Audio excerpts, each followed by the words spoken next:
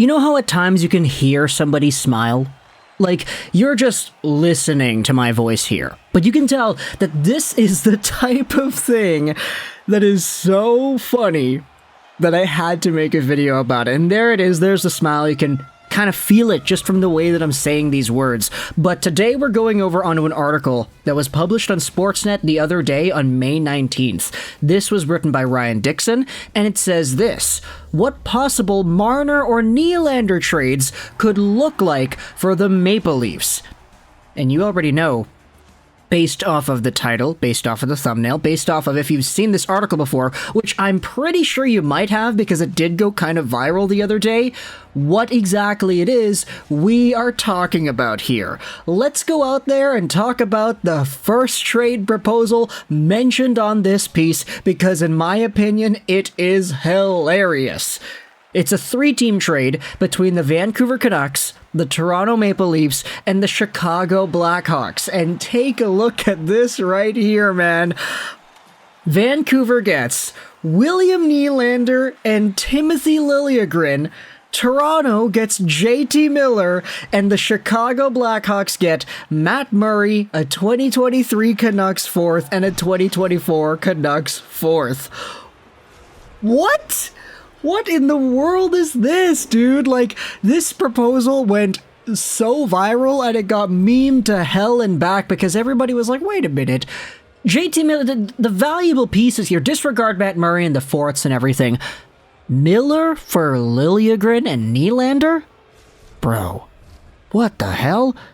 And just from a value perspective, you can see that that individual idea is quite skewed in a way that says that the Vancouver Canucks would come out as, they'd be coming out as winners, because JT Miller making $8 million next season. He'll be making that every year till the end of 2030. He's 30 years old right now, so this contract takes him until he's, 37 years old? Sure, he's a good player. 82 points, 81 games played this most recent year, in a year that a lot of people would say he actually had sort of a bad year. Last year, he had 99 points in 80 games, so almost a 100-point guy. Very talented player when it comes to putting up numbers, but when you talk about that return, I mean, William Nylander is a player that, in my opinion, you could say, you could argue, you could believe that he is a better valued asset than Miller. Not necessarily better player. They're both good at producing points, however, Miller has produced more. They're both consistent at getting points up on the board. Nylander is quick, he's skilled, he's speedy, he can make plays, he can score. Miller can do all the same things. But the reason you could say Nylander is a better valued asset than Miller is because Nylander is 3 years younger than the guy, and you're going to have to do that entire negotiation process with him again. For Miller, he's already got that contract, he's already locked in till 2030, he's making $8 million a year, whatever. For Nylander, you have the opportunity to negotiate something that is a little bit better than Miller's contract, and because he's already younger than Miller too, there's already that added benefit. So even though these two players are, you could debate, of similar caliber, you could even say Miller is a tad better because he had 99 points last year, you could debate that Nylander is a more valuable asset. Add on to this Timothy Liljegren, a 24-year-old right-handed defenseman who is going to need a new contract for 2024-2025. He'll expire next year as an RFA, making $1.4 million a year.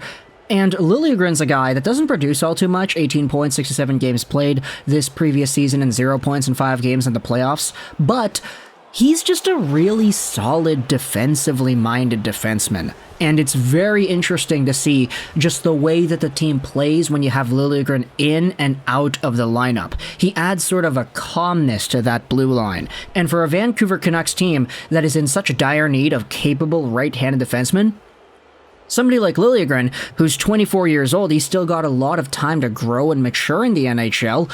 He could really fill that Vancouver Canucks need on the right side D. And so for Vancouver, you would be getting rid of the Miller contract. You would be getting a player of equal or maybe even lesser or maybe just around the same value in William Nylander, who is younger. You'd have the second chance to renegotiate that contract so it's not as detrimental, and you get a young right-handed D on top of that. That sounds great.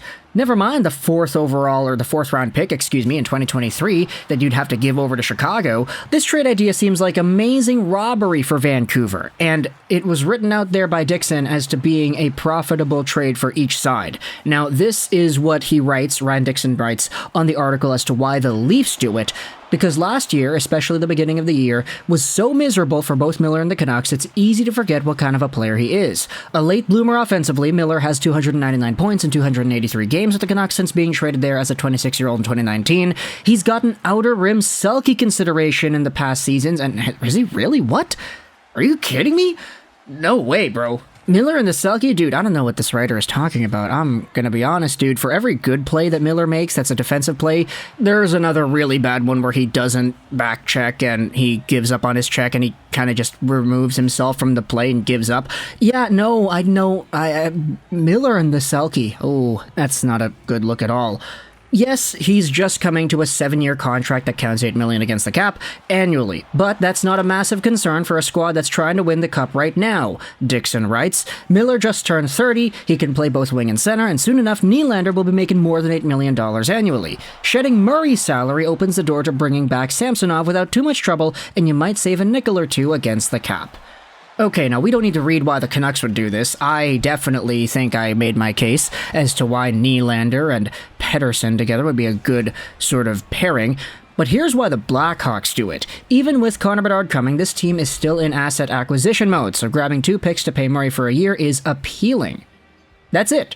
That's all it says here. The rest of the article goes over a few other hypothetical trade ideas, Marner, etc., etc. We can talk about those at a later date. But this Canucks idea is one that okay, I was about to say Kyle Dubas. Sorry, Kyle, you're not there anymore. But Patrick Allvin, if you get some sort of an offer where Toronto is willing to eat up that Miller contract, then you gotta go out there and do it, dude. Come on. I know there were the rumors earlier on in the year that the Canucks had the opportunity to trade Miller away to New York, or not New York, to the Penguins for Jason Zucker and 2 firsts, and they said no because, I don't know, it wasn't a good package. I'm not too sure the reasoning there, but if you get Nylander and Liljegren, you wanted your 2 first-round caliber guys? Yeah, those are 2 first-round caliber guys. And if it costs Miller and a 4th, you do that. You get that done. You get younger on the team while maintaining the same caliber of talent, and you have a second chance to redo the contract while getting a right-handed D. It is a win. Huge win. And for Toronto,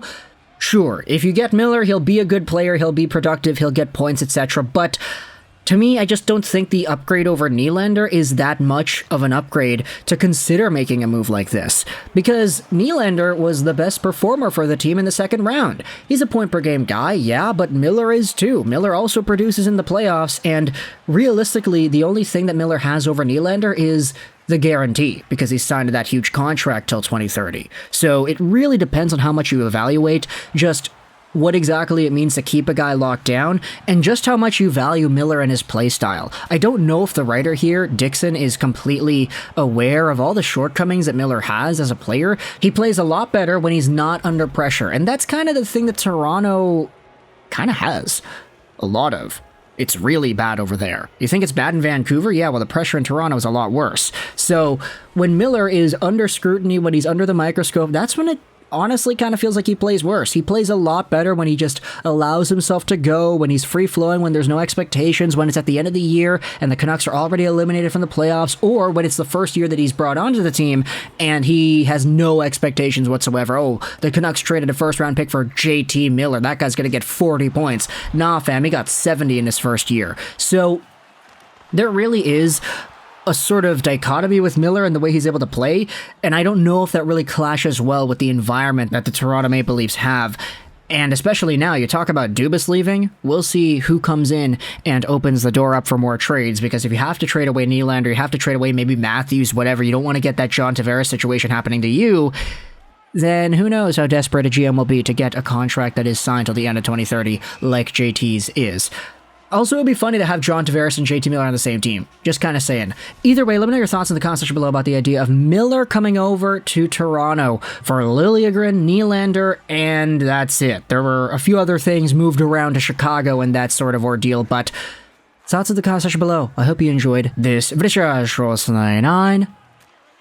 And bye.